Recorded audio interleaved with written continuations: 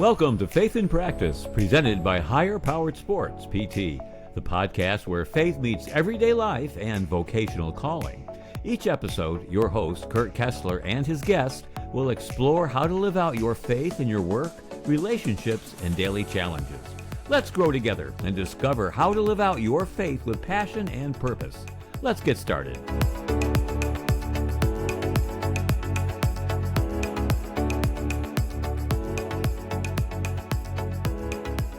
Hey there, everybody. Welcome back to another episode of Faith in Practice, Part 2, where I'm going through Jon Gordon's 20 tips for a positive new year. It's time for Word Up.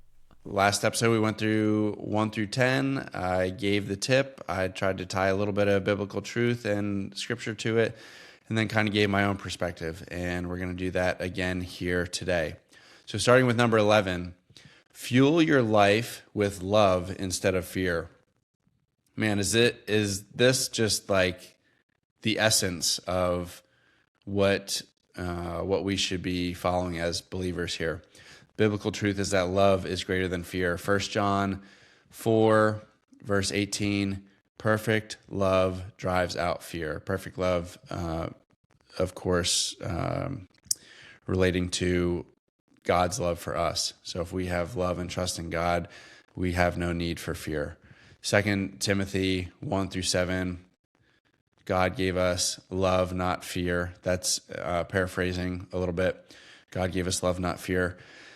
And just think about this for a second. Like, yeah, we're humans. We're all going to be afraid of something. We all have fears. We have our deep fears, some that we'll share with others, some that we won't.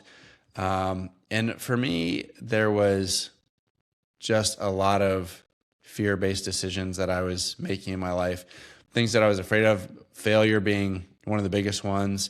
And that fear of failure really held me back from pursuing a lot of things in my life. And once I overcame that, partly because of God transforming my heart, I was able to kind of just shed some of those shackles that were holding me back. And when you think about love, fuel your life with love instead of fear. Like, everybody needs love, and it's our job. We're called to share it. Hopefully what I'm doing now is sharing God's love. But it's just an easy thing. Fear is an easy thing to get caught up in. Fear is an easy thing to hold you back. And fear often just comes from Satan planting seeds of doubt in our mind to oppose what God is trying to have us do for our lives and do for him. Number 12, have a mission, a team, and a scoreboard. Biblical truth here, we were made for community and purpose. Ecclesiastes 4, 9 through 10, 2 are better than 1. You hear this verse quoted a lot at weddings. And then Hebrews 10, verses 24 and 25, spur one another on toward love and good deeds. I think, this is an easy one to put with sports. Have a mission, a team, and a scoreboard. That's pretty much what sports are. But when we apply this to life, I mean, just even when we're, we get to be too old or not staying active enough in our sports like I am, even when we're not actively playing sports, like whether this is work or just life in general, church, community, having a mission so that, one, we as individuals are moving towards it, and then we as teams are moving towards them together. Because the biggest thing about a team, in my opinion, is the accountability that comes with it, whether it's coach, whether it's players holding each other accountable. Like, we cannot reach our ultimate destination, whether it's as a team to try to win or as individuals or as a team of believers in life. We cannot reach our ultimate destination on our own. We need a team of people encouraging us and pushing us and pulling us along. And I even just like minutes before I started recording these podcasts, I was listening to one of the podcasts from LCBC again, which I've referenced several times. I've been listening to a lot of their stuff because it's really speaking to me right now.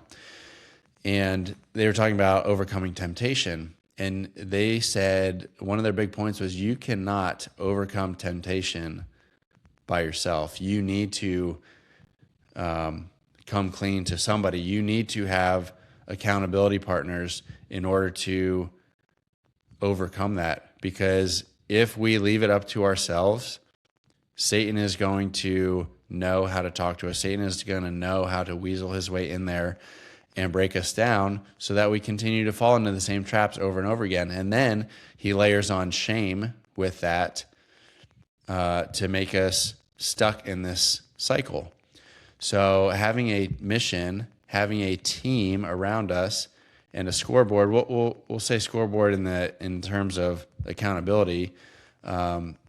Just people pushing us along so that we can all move in the right direction together. Number 13, implement the no complaining rule. There are times in my life where I felt like I've done a really good job of this, and there are more times where I have not done a good job of this. And I think for me, I can talk for myself here, that comes from selfishness. I complain when things don't go the way that I want them to because I selfishly want something specific to happen. And when it doesn't happen, like, it's so easy for us to get thrown off and start complaining. And we talked about staying positive. We talked about energy vampires. We talked about, ridding ourselves of negativity. I mean, complaining is just one easy way to let that seed of negativity just sprout into something big and not only affect ourselves, but when nobody wants to hear me complain. Nobody. And I could say the same about you. Nobody wants to hear you complain. So complaining doesn't help yourself. It doesn't help anybody else. And it really throws off any chance of positivity growing in that situation.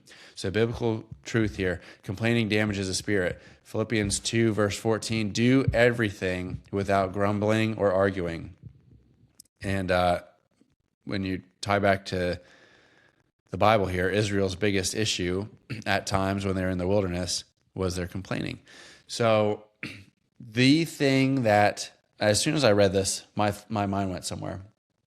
My grandfather, my dad's dad, he fought in the Korean War, and without going into the full story, which I probably should at some point, he has been just maybe one of the biggest influences on my life because of what he overcame. It was the last day of the war. So he underwent some heavy bombing, him and his platoon, and everybody died except for him in his platoon that day. And he had to drag himself to the nearest, I don't know the term, the nearest space where the helicopter would land and take him. He had to drag himself there. And when they were loading him up, they underwent heavy bombing again, and they had to take off without him. So the rest of his life, I know there was some PTSD moments. I know he lived with a lot of guilt at times because he was the only one that survived. And so you would think that this man, after fighting, after losing everybody that was close to him, and having to endure that amount of injury and hardship, that it would be so easy to fall into the cycle of negativity. And for him, the most amazing thing about that man is that he never complained. And we're all human. We all complain. We all do whatever. But when I say never, I mean that almost literally, to the point where, let's see, he died when I was 17. In those 17 years, I never once heard him complain. And after one of our basketball tournaments, that the finale was the championship was on his birthday. Just a side story because I need to give you the context here. It was on his birthday. We were the underdogs, and we started the game and we were down 14-2. It might have been the first quarter for first half at some point. Long story short, we came back and won. And whether we won or lost, at the end of that tournament, my dad invited my grandfather to come watch me play in that championship game. And so my grandfather was in the stands, and at the end, my dad stood up in front of everybody who was there in the gym and gave a personal testimony of how my grandfather and his father was his hero. And he had this poem engraved on a plaque, and maybe it's not a poem, maybe it was just a little story. But it said, it was titled, "My Dad is My Hero." And he read that, and then I presented the plaque to my grandfather, and he wanted less than 0% attention. And he got a whole lot of it that day. So I'm sure he was feeling a certain way about my dad in the moment. But even my dad's biggest takeaway is that he just could not get over his mental strength, my grandfather's mental strength, and how he never complained. His response would be, "That's the way it is. What am I going to do about it?" So he would move on and focus on what he could control. And that was, I will never have the mental or probably even physical strength that my grandfather had. But there's so much to be said that someone in that circumstance could have that outlook, and someone in that circumstance could live a life of not complaining when he was disabled for the rest of his life. And just an incredible story. So thanks for sticking with me through that. It's just when I hear about no complaining, that's just right where my mind goes. Number 14 here, read more books. Oh man, I don't read. I don't read. I find ways to research in other ways. I don't enjoy reading whatsoever. I'm a very slow reader. It's probably, if you're not good at something, you typically tend not to want to do it. I am not a good reader, and therefore I don't enjoy it.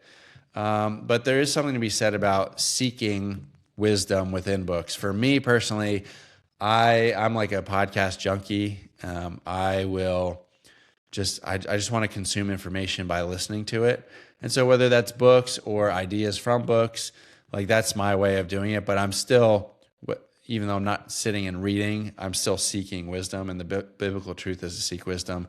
Proverbs 4, verse 7, "Get wisdom, though it cost all you have, get understanding." And so the big thing about read more books is like, it's a way to invest in yourself. It's a way to invest in just becoming more wise, whether it's in your career, whether it's in your faith, whether it's whatever. Reading books or reading or consuming good types of information, always worthwhile. Number 15, don't seek happiness, live with purpose. The biblical truth here is happiness is a byproduct of seeking God, not the goal. I will say that I fall short of this every day, especially as I'm thinking about this here. I am trying to seek happiness. I am trying to seek peace. And I say that. I have 2 boys under the age of 4. The oldest is what some people describe as quote unquote all boy. He is just nonstop. He is a wild man. And he just disturbs the peace in the house, I'll say. In a great way though, in a great energetic and fun way. He does that. But I'm a type of person that I am very easily overstimulated. I like when it's quiet. I don't like when there are many, many different tasks sitting in front of me, which is ironically the thing that drove me out of the insurance-based physical therapy world. Is when I have 4 people and I have to constantly be thinking, like, that just overwhelms me and overstimulates me to no end.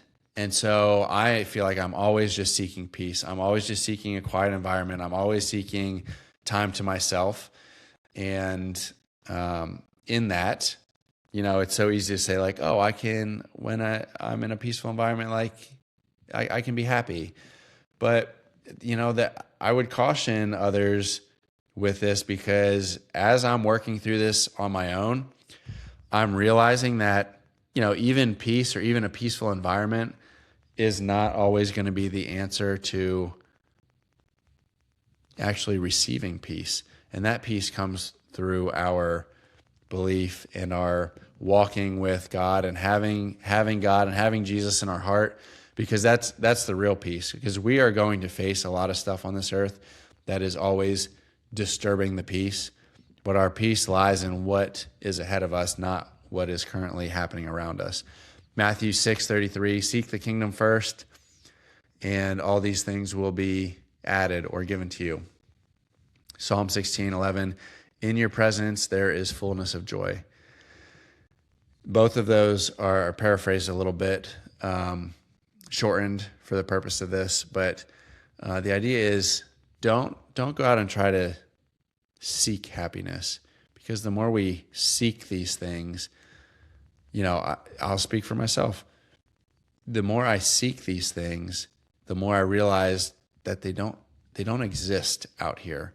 But if you live within your purpose, and again, maybe the better thing is don't seek happiness, seek your purpose, because when you're living with purpose, that happiness is more often than not going to be a byproduct, because you're going to be filled up with the Spirit, or you're going to be filled up with what you believe you are to be doing. Number 16, focus on get to, quote unquote, get to versus have to. This one, big shout out to Coach Goss, because we talked at length about this.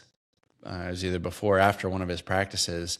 And just that simple shift of mindset between think about this. If you're talking about basketball, we'll keep it in his realm here. If you're talking about a basketball team, oh man, I have to go to practice. Or, hey, I get to go to practice. There are two very different tones that happen with get to versus have to. I have to go to work today. Or I have the opportunity, I get to go to work today.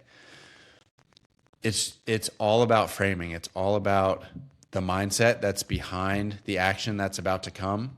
So like if you keep finding yourself in I have to do this, I have to do that, you're probably going to view those things through a negative lens.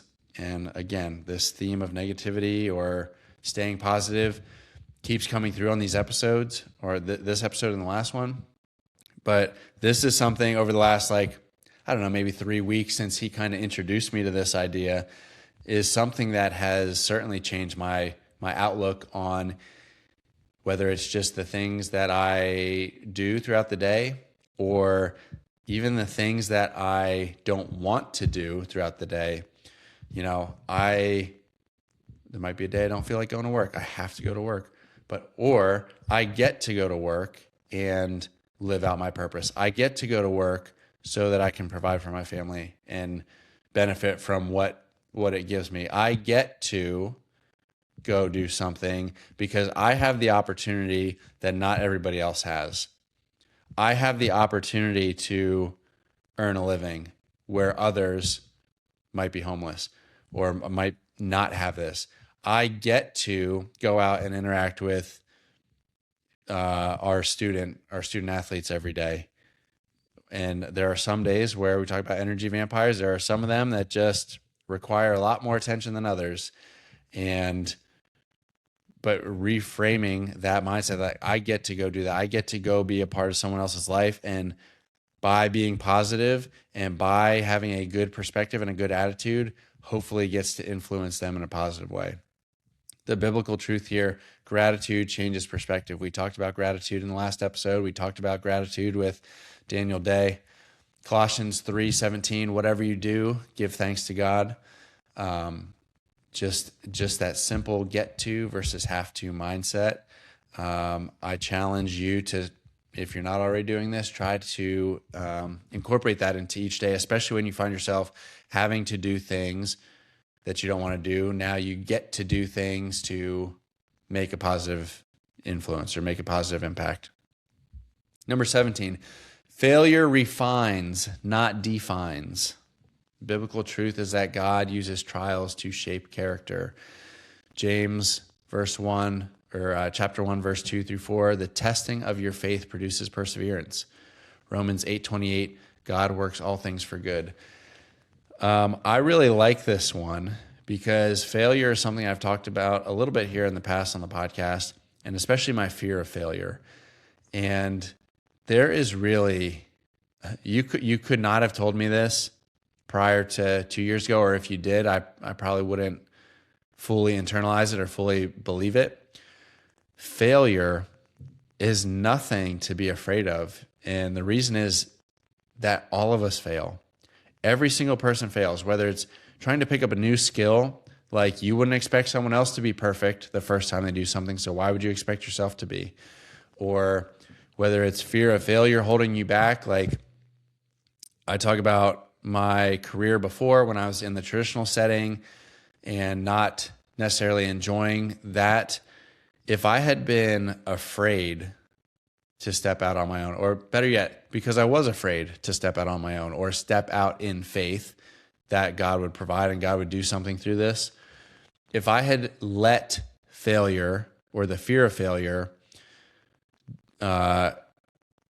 influence my thought process or influence my actions, then I wouldn't be doing this today. There's no way that I would have made the spiritual connection to start this podcast. There's no way that I would have internalized the thought of even doing this, because one, I would probably still be afraid of failure, and two, I wouldn't have the freedom and flexibility that I do today had I not followed God's calling to step out on my own.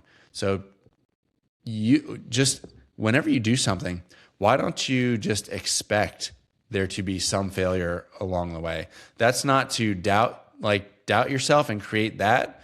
But what if you just went into whatever is in front of you, expected to fail, and then learn from it? Because failure refines. It helps make you better by learning what to do, what not to do. Okay, I really messed this up. I'm not going to do that again. That's refining. And nobody has to be defined by their failure. Good thought exercise there. Number 18, smile and laugh more. The first thing I thought of when I read this was, my friends could probably attest to this. For the most part, I smile a lot, but I laugh probably more than most people that you'll encounter. Things that are minimally funny to most people, I will find hysterical and I will laugh for 5 minutes straight. I have a very loud and goofy laugh that at times early in our relationship would embarrass my wife. And many other times would just amuse or entertain anybody who could hear it. So just don't be afraid to smile. Don't be afraid to laugh. Just enjoy what's happening in front of you. Don't take anything too terribly seriously unless it's your faith. But even that, we need to be able to take a step back and just laugh and smile and enjoy what God has put before us. The biblical truth here is that joy refreshes the soul. Proverbs 17, verse 22, a cheerful heart is good medicine. Nehemiah 8, verse 10, the joy of the Lord is your strength. The more we smile, the more we laugh, the more we can fill our lives with joy and enjoy the moments that God has prepared for us here. 19, create your circle of supporters. The biblical truth is that we become like those we walk with. Proverbs 27:17, as iron sharpens iron. That's a very, very common phrase especially used in men's ministry, as iron sharpens iron, meaning we hold each other accountable. We walk with people of similar beliefs. We all kind of walk towards the same goal together, and on that path we become refined, like I just talked about. And then Hebrews 3:13, encourage one another daily. Create your circle of supporters. And just like a lot of things that I've talked about on these episodes, do it with intention. Do it with specific purpose. So we can't choose our families, but we can choose how we support our families and the people around us. In the same way with the spiritual walk, you have now heard Kevin Moore on this podcast twice. He is one of my spiritual brothers. He would be in my circle of supporters. Phil Denner, who was on recently, I would say growing in relationship with him over the past few years, I would consider him in my circle of supporters. Daniel Day, who was on here recently, episode 17, out of nowhere, God put him into my life, and I would consider him in my circle of supporters. People locally, heck, Daniel is he lives in Japan right now, and we still support each other through text messages at like 12-hour opposite times of day. So you think of it either as a challenge or as an exercise or whatever. Like you get the opportunity to build the people around you that you want to support you in ways that you know will uplift you and drive you in the right direction, just in the same way that you yourself need to uplift and support others in that circle. So I think this is a really good one. If you're not, or if you don't already feel a circle of supporters, to go pursue that. Go reach out, go initiate a circle of supporters. And the last one, number 20, enjoy the ride. The biblical truth here is life is a gift from God. John 10:10, Jesus came that we may have life abundantly. This can be a really difficult one depending on what stage of life you're in or what circumstances are surrounding your life. It is not always easy to enjoy the ride. There are times in my life that were not easy. There were times in my life that were not enjoyable. There were times in my life where I almost wouldn't allow myself to enjoy the ride because I was so consumed with the circumstances around me. But as I grow deeper in my faith, one thing that I'm learning is that, yes, we have daily challenges. We have yearly challenges. We have challenges at work, challenges with our family, challenges with our kids. And it is not always enjoyable. And I've said a number of times on this platform that I feel like this past year has been a fairly intense period of refinement for me in marriage, in life, in spirit. And that doesn't mean that I haven't been able to enjoy it, though. It's not comfortable. It's not, I would say it's not always, I would just say it's not always comfortable, because growing and becoming the next version of myself takes refining. It takes shedding the old things, the old ways of living, the old beliefs, the old ways of thinking. Like shedding some of that stuff is not easy. Being present in chaos is not easy. Being present in, heck, if I'm being honest about my life, and please don't always compare it to others because that's an issue as well. But if I were to compare myself to everybody else's life across the world, like I am living an extremely good life, yet there are still days that I can find myself upset or ungrateful for whatever circumstance. But the big picture here is just realize that life is a gift from God and that we are meant to thrive. We are meant to enjoy this time, knowing that the next chapter for us believers is going to be even better. Everything that we are challenged by, everything that produces anxiety or struggle or difficulty in this life will be shed into our next life where it's just 100% enjoyment. So I hope that you, the listener, were able to take as much from this list as I was. And it was good for myself to even just read this list and self-reflect a little bit and see how it applies to my own life. I would encourage you to do the same. And another shout out to Coach Goss for sharing this with me and for being such a positive influence for our girls basketball program. And just even beyond the program, extending to myself and others that he comes in contact with. He is just a wonderful, wonderful man and always striving for the best for himself and others. So thank you to him for sharing this. And if there's anything that resonated with you, anything that you need guidance with, basically any way that I can help, that's why I'm here. That's what I do this for. And I have a few friends that'll reach out here and there with topics from certain episodes to discuss, but really not as much as I would hope, or as much as I would like. So please just feel free. This is an open invitation. This is my invitation to you, that if there's a way that I can help with any of these 20 topics, or even beyond, anything from another episode, please, please, please do not be fearful. Do not be hesitant. Please come to me so that I can help you in whatever way that means. I can't fully reach my potential, or I can't fully reach my purpose that God has placed on my life if others don't act to seek as well. So we are all a community. We're all hopefully moving in the same direction, moving towards the same goals. And if not, I would love to help redirect you along with myself and others. But really the goal of this whole podcast and this whole mission of outreach is to help support others in their walks. So please don't hesitate to reach out to do so. That's going to do it for today's episode of Faith in Practice. For all of those, thank you to all of those for listening. And if you're looking for ways to connect, you can always find my information in the show notes, or follow me on Instagram at Higher Power Sports PT. Thanks, and we'll see you next time.